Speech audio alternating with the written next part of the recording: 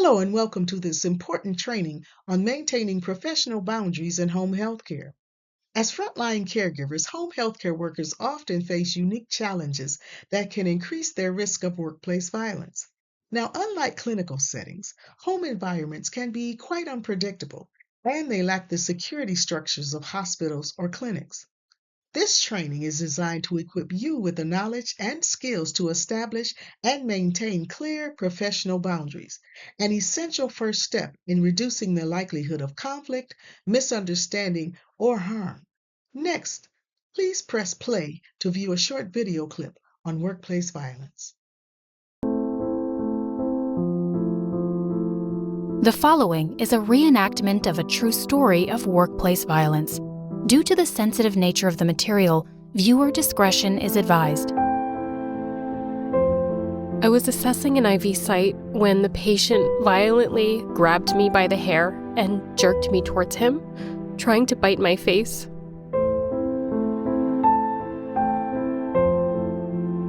Thankfully, there was a coworker in the room with me at the time who was able to call for help. I completed an employee injury report and was told by the nursing supervisor that there was nothing that could be done. And they didn't let me go to the ER to be evaluated because we were short-staffed. I now suffer from chronic neck and back pain. Silence no more. Violence is not part of the job. You can help end nurse abuse. Visit endnurseabuse.org to take action.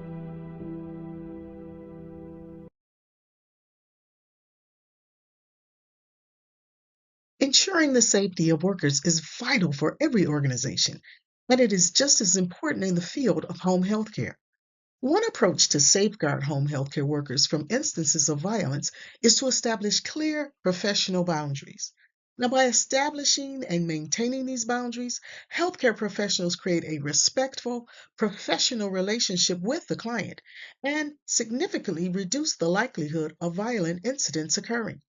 In this training, we will look at how professional boundaries can be instrumental in preventing violence against those who provide care to clients in their homes. By the end of this training, participants will be able to define workplace violence and increase awareness of its types, sources, and impact on home healthcare.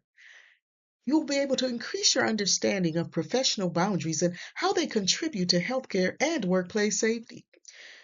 You'll know how to set and maintain boundaries with patients, families, and community members, and how to promote respectful, assertive, and ethical interactions.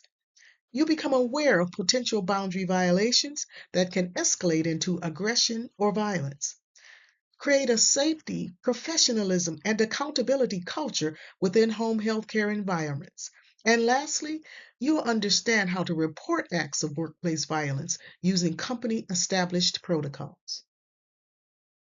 Healthcare employees often face incidents of violence in their work environments. Workplace violence refers to any unhealthy behaviors, actions, and even threats that cause physical, sexual, or financial harm to the employee. Home healthcare workers are especially vulnerable to acts of violence because they typically work alone in clients' homes, where the safety measures found in hospitals or other healthcare facilities are not present. This violence can originate from various sources, such as the patient themselves, family members, or individuals from the community or neighborhood where the client lives.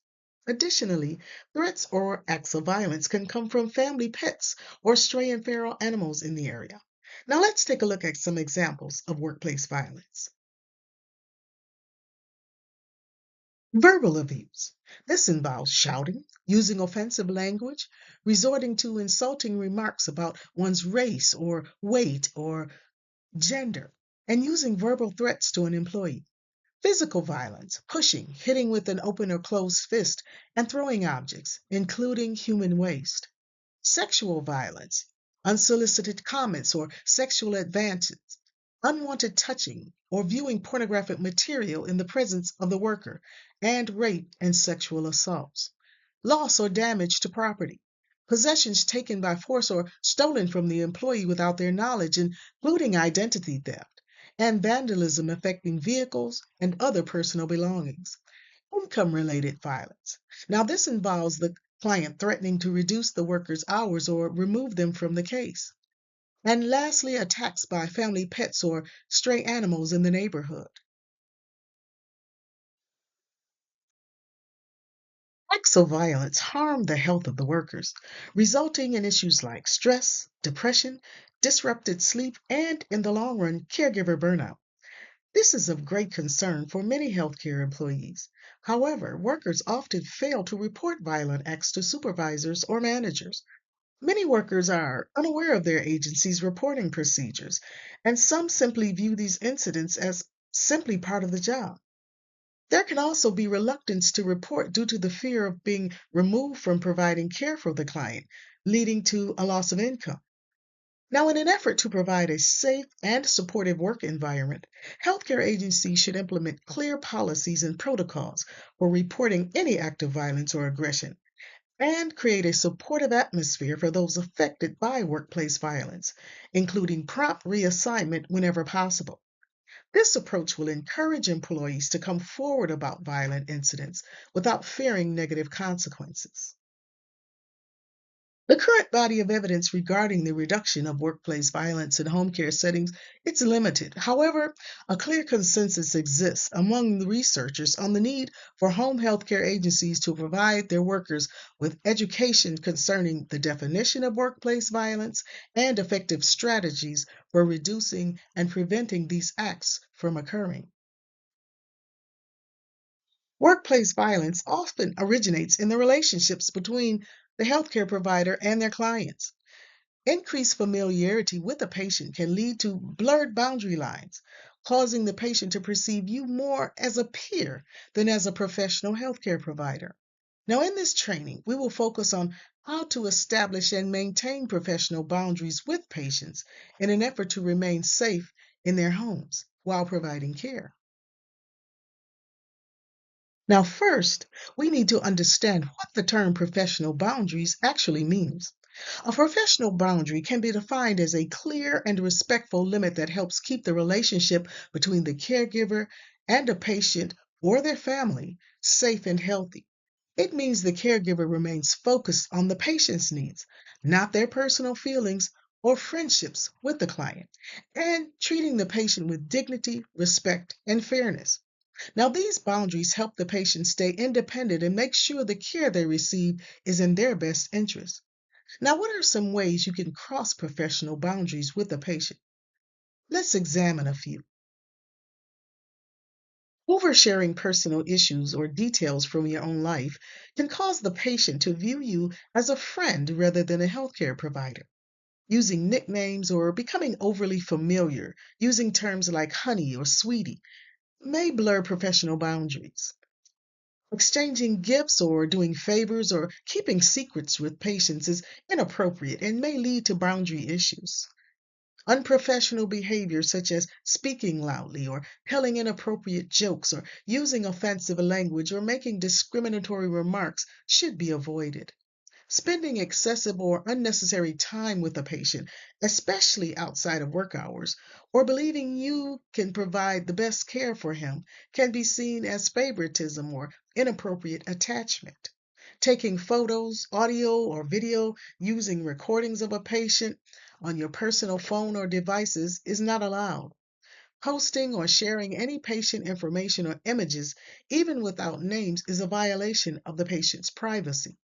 Speaking negatively about your coworkers or your employer in front of a patient or their family is unprofessional. Inappropriate or unnecessary physical contact with the patient crosses professional lines. Engaging in romantic or sexual behavior with the patient, including flirting or suggestive actions, is strictly prohibited.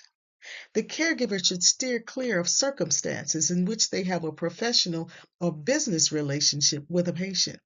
This behavior is not only unprofessional, but could potentially create a conflict of interest with your employer. So, what are some things that we can do to maintain these professional boundaries? We can keep our personal and professional lives separate. Don't share personal problems with patients to feel better. Keep your relationships with patient professional and therapeutic, not social or personal. Use formal names, Mr., Mrs., Ms., Miss, unless the patient says it's okay to use their first name. Your words, tone, and how you address patients show respect and professionalism. Watch your body language and facial expressions. Remember the old saying, actions speak louder than words. Politely say no to gifts that go against your workplace policies and report large or unusual gifts to your supervisor. Don't confuse the patient's needs with your own needs. Always put the patient first. Don't keep personal or medical secrets with patients. And be careful with social media use. Avoid sharing anything related to patients or their family or friends on social media sites. Know your workplace rules about phones, pictures, and social media and follow them. And never ever add patients on social media or interact with them through online platforms like Facebook, Instagram, or Twitter. Always explain what you're doing before touching a patient to respect their comfort and dignity. And it's never acceptable to have a romantic or sexual relationship with a patient. This is a serious violation and is not only considered an egregious act of misconduct, but can be criminal in nature and have legal ramifications. Remember, it's up to the healthcare provider to ensure that these professional lines of conduct are not crossed by yourself or the patient. If you suspect that a patient is beginning to cross professional boundary lines, or you yourself have crossed professional boundary lines and are not sure what to do, talk to your field supervisor. Always feel empowered to speak up. No situation is too insignificant to address. As an organization, we are committed to your safety, but we all have to do our parts. Now, in the coming weeks, we're excited to be implementing a new electronic medical record system for submitting care notes, logging time spent caring for your patients, and other vital information. A designated tab for incident reporting will be available within the system for easy access. There will be a tab for reporting patient incidents, such as falls or other accidents, and another tab dedicated to incidents of violence against care providers. Now, when you submit an incident report indicating you have suffered an act of violence at the hand of a patient, the report will be escalated for immediate follow-up. We value you and the work you do as a care provider, and we are committed to your safety while working in the field. Your safety is our first priority, and maintaining professional boundaries will help us in our efforts to maintain safe work environments for all staff. Remember to speak up, stay informed, and most of all, stay safe. Always remember that your role is vital, and together we can create a safer work environment for you and for your client. Thank you. If you have questions or comments regarding the content of this presentation, please reach out to us. We'd love to hear from you. At the end of this presentation, you will be asked to complete a survey. Your input is vital and will further assist us in the prevention of workplace violence against home health care personnel. Thank you again.